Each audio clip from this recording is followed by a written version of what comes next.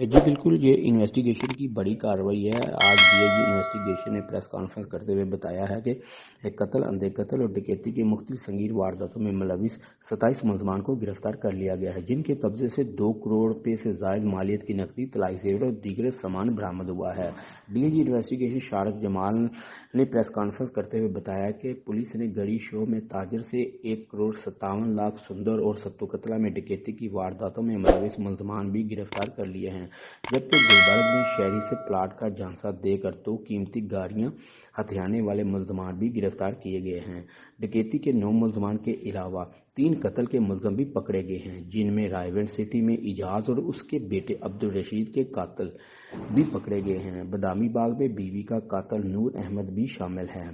DIG investigation का कहना है कि लाहौर शहर में डकैती को रोकने के लिए सिविल पार्क में भी पुलिस की टीमें तश्कील दी गई हैं, और जबकि सीआईए को भी इस हवाले से मुतहर्रिक कर दिया गया है। गिरफ्तार मुलजमान से 2 करोड़ से जायद की नकदी, माल मसरूका समेत असला बरामद किया गया है, जिनसे तफ्तीश का अमल जारी है। जी।